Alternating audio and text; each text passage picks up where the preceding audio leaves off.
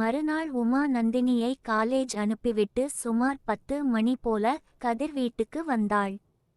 கதிர் அவளை உள்ளே அழைத்து செல்ல, கீர்த்தி அப்போது தான் பெட்டில் இருந்து எழுந்து உட்கார்ந்து இருப்பார் போல. கீர்த்தி உள்ளே இருந்து உமாவை பார்த்து ஒரு புன்னகை செய்துவிட்டு அருகே இருந்த நியூஸ் பேப்பர் எடுத்து படிக்கத் தொடங்கினார். கதிர், உமா ரொம்ப தேங்க்ஸ், ஹெல்ப் பண்ண ஒத்துக்கிட்டதுக்கு. இதுல என்ன இருக்கு? நாளைக்கு எனக்கு ஒண்ணுன்னா நீ எனக்கு ஹெல்ப் பண்ண மாட்டியா? சரி சரி, சென்டிமெண்ட் எல்லாம் வேணாம். அப்பாவுக்கு என்ன பண்ணணும்? மாத்திரை மருந்து எல்லாம் எங்க வச்சு இருக்கே? வா உமா, உள்ளே போய் காட்டுறேன். இருவரும் உள்ளே கீர்த்தி ரூமுக்குள் செல்ல ஒரு வித வாடை அடித்தது.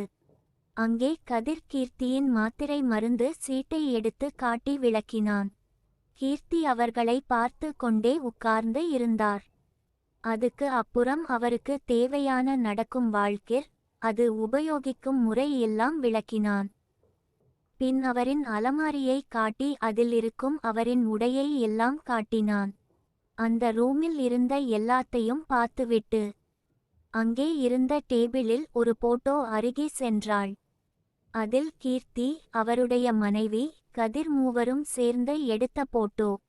அதை எடுத்து ஒரு நிமிஷம் பார்க்க கதிர் அருகே வந்து, இது தான் எங்க அம்மா நு சொல்லும் போது ஒரு மாதிரி ஏக்கமாக இருப்பதை உணர்ந்தாள். போட்டோவை வைத்து விட்டு உமாவும் கதிரும் சில நிமிட மௌனத்துக்கு பின் கிச்சன் சென்றனர். உமா, நான் காலை பிரேக்வாஸ்ட் மதியம் லஞ்ச் செஞ்சுடுவேன், அதனாலே உங்களுக்கு ரொம்ப வேலை இருக்காது என்றான். அப்புறம் எதுக்கு என்னை ஹெல்ப் கூப்பிட்டே? நீ ஒழுங்கா பிரேக்வாஸ்ட் மட்டும் செஞ்சுட்டு கிளம்பு, நான் லஞ்ச் பார்த்துக்குறேன். உங்களுக்கு எதுக்கு சிரமம்? எனக்கு என்ன சிரமம்? அப்போ சும்மா உங்க வீட்ல வந்து உட்கார்ந்துட்டு போக சொல்லுறிய. நான் லஞ்ச் பண்ணிக்கிறேன், நீ ஆபீஸ் வேலைய ஒழுங்கா பாரு. அதுக்கு அப்புறம் மேலும் சில விஷயங்கள். பக்கத்து அபார்ட்மெண்ட்ல இருக்கிறவங்கள பத்தி எல்லாம் சொன்னான்.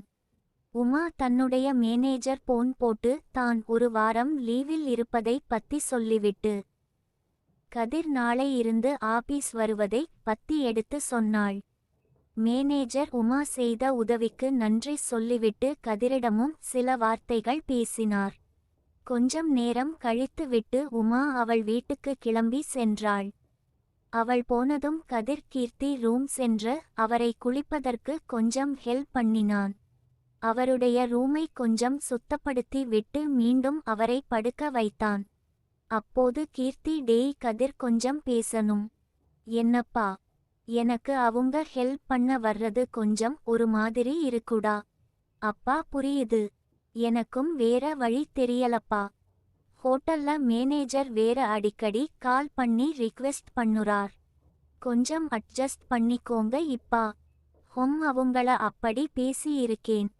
அப்பா, உங்க உடம்பு முதல்ல சரி ஆகட்டும், எல்லாம் அப்புறம் பார்த்துக்கலாம். மேலும் சில விஷயங்கள் பேசிட, மற்ற வேலைகள் பார்த்திட என்று அன்று நாள் முடிந்தது. மறுநாள் உமா சரியாக 9 மணிக்கு காலிங் பெல் அழுத்திட கதிர் கதவை திறந்தான். உமா அவனை பார்த்து, என்ன கதிர், கிளம்பலையா? மேனேஜர் 10 மணிக்கு சரியா இருக்க சொன்னாரே. ஆமா உமா, கொஞ்சம் லேட்டா எந்திரிச்சிட்டேன், இன்னும் பிரேக்வாஸ்ட் வேலையே முடியல. சரி, நீ போய் கிளம்பு, நான் ரெடி பண்ணுறேன் சொல்லி உமா கிச்சன் செல்ல கதிர் வேகமாக தன்னுடைய ரூம் சென்று உடை மாற்றி கொண்டு வந்தான். கதிர் செய்து கொண்டு இருந்த உப்புமாவை கொஞ்சம் தாளித்து சட்னி செய்து எடுத்து வைத்தாள். கதிர் தட்டில் கொஞ்சம் எடுத்து போட்டு கொண்டு வேகமாக சாப்பிட்டு முடித்தான். உமா அப்பாக்கு என்று ஏதோ யோசித்தான். நீ கிளம்பு, நான் முடிஞ்சவரை பார்த்துக்குறேன். அவள் சொன்னதும் உடனே கதிர் கீர்த்தி ரூம்க்கு செல்ல, அப்போது தான் கீர்த்தி சோம்பலுடன் முழித்து இருந்தார். அப்பா, நான் கிளம்புறேன், உமா வந்துட்டாங்க, ஏதாவது உதவி வேணும்னா அவங்கள கேளுங்க. அவருடைய பதிலுக்கு காத்திருக்காமல் வேகமாக வாசல் வரை சென்றான். உமாவும் அவன் பின்னால் வாசல் வரை வந்து இருந்தாள். என்ன நினைத்தானோ திடீரென்று நின்று திரும்பினான். இதை சற்றும் எதிர்பார்க்காமல் வேகமாக வந்த உமா அவனை முட்டிவிட்டு, "என்ன கதிர்?" கதிர் அவளை பிடித்துக்கொண்டு அவள் முகத்தருகே தன்முகத்தை கொண்டு வந்து நிறுத்தினான். இது எல்லாம் சில வினாடியில் நடந்தன. உமா அந்த திடீர் செயலில் ஒரு நிமிஷம் ஆனந்த பூரிப்பு அடைந்து சொக்கி அவனை பார்த்து கொண்டே இருந்தாள். அவள் காதருகே சென்று, "தேங்க்ஸ் உமா" என்றுன். திடீரென்று உள்ளே இருந்து கீர்த்தியின் குரல், "டேய் கதிர், கிளம்பிட்டியா?" கேட்கும் போது இருவரும் கொஞ்சம் சுயநினைவு வந்து உடனே உமா கதிரை தள்ளிவிட்டு விலகினாள். கதிரும், "ஆமாப்பா, கிளம்பிட்டேன். எதுவும் வேணுமா?" என்று கத்தினான். "ஒன்னும் இல்லை, வரும்போது கொஞ்சம் மாகசீன் வாங்கிட்டு வா. ரொம்ப போர் அடிக்குது" என்கிறார். "சரிப்பா." கதிர் உமாவை பார்த்து கண்ணடித்து நமட்டு சிரிப்பு சிரித்து ஒரு கிள்ளு கிள்ளிவிட்டு ஓடினான். உமாவால் ரொம்ப காத்த முடியாமல் அவன் கிள்ளிய இடத்தை தடவிக் கொண்டே வாசல் வந்தாள். கதிர் தன்னுடைய பைக்கில் ஏறி ஸ்டார்ட் செய்து வேகமாக பறந்தான். அவன் தெருமுனை வரை போவதை பார்த்து கொண்டே இருந்தாள். உமா மனதில் ஒரு சின்ன பயம் கலந்த உணர்வு உண்டானது. தனிமையில் ஒரு ஆணுடன் இருப்பது, அதுவும் அவரிடம் ஏற்கனவே தகாத வார்த்தையில் சண்டை இட்டது. இதெல்லாம் யோசிக்க அவள் என்ன செய்ய என்பது போல மனசு பிசகியது. மெல்ல மெல்ல உள்ளே வந்து எட்டி பார்த்தாள். கீர்த்தி அறையில் உட்கார்ந்து பேப்பர் படிப்பது தெரிந்தது. அப்படியே ஒன்னும் சொல்லாமல் கிச்சன் சென்றாள். அங்கே போட்ட பாத்திரம் எல்லாம் கழுவாமல் அப்படியே இருந்தது. மதிய லஞ்சுக்கு கதிர் ஏதோ சில காய்கறிகள் வெட்டி பாதி வெட்டாமல் இருந்தது. முதலில் எங்கே ஆரம்பிப்பது என்று ஒரு வித யோசனையில் மூழ்கியிருந்தாள். கீர்த்தி உள்ளே இருந்து உமாவை கவனித்தார். அவருக்குள்ளும் ஒரு வித குற்ற உணர்ச்சி. பேப்பரில் மூழ்கி இருப்பது போல சில நிமிடங்கள் கடத்தினார். உமா கிச்சன் பொருட்களை அந்த இடத்தில் எடுத்து வைக்க ஆரம்பித்தாள். பின் கழுவாமல் போட்டு இருந்த பாத்திரம் எல்லாம் கழுவி அடுக்கி வைத்தாள். ஃபிரிட்ஜ் காய்கறி என்ன இருப்பது என்று பார்த்துவிட்டு கதிர் வெட்டி வைத்த காய்கறி எடுத்து சமைக்க முடிவு எடுத்தாள். தான் சமைக்க நினைப்பது கீர்த்தி சார்க்கு பிடிக்குமா என்று ஒரு நிமிஷம் யோசித்தாள். அவரிடம் கேட்டுவிட்டு சமைத்தால் நல்லது என்று ஒரு மனசு சொன்னது. ஆனால் அவரிடம் பேச ஏதோ ஒரு உணர்வு தடுத்தது. சில நிமிஷத்தில் ஏதோ டக் டக் என்று சத்தம் கேட்க உமா கீர்த்தியின் அறையை பார்க்க, அங்கே அவர் பெட் விட்டு கஷ்டப்பட்டு எந்திரிக்க முயற்சி பண்ணி கொண்டு இருந்தார். வாழ்க்கை கொஞ்சம் தள்ளி இருப்பதை கவனித்தாள்.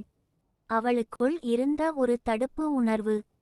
அவர் கஷ்டப்படுவதை பார்த்த அடுத்த நொடி விலகி உடனே அவள் எழுந்து உள்ளே சென்றாள்.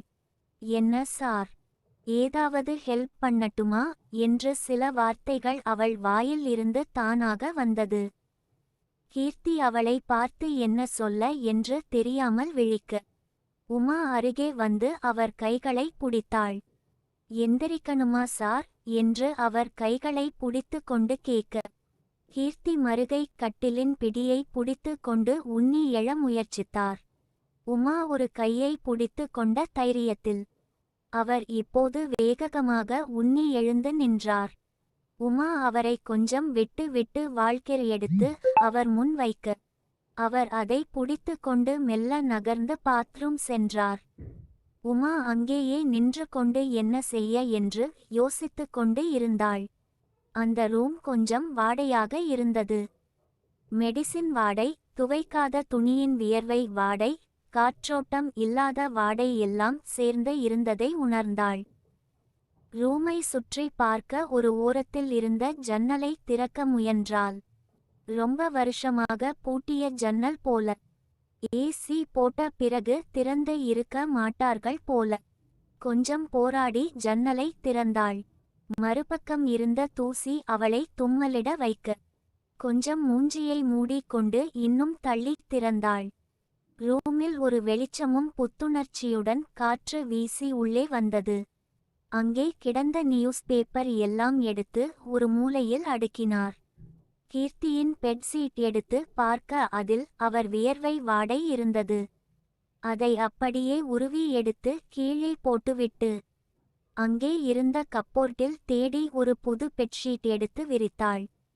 தலையணை உரை எடுத்து பார்க்க அது பல மாசத்துக்கு மாத்தாமல் இருப்பது போல இருக்க அதையும் எடுத்து மாற்றினாள்.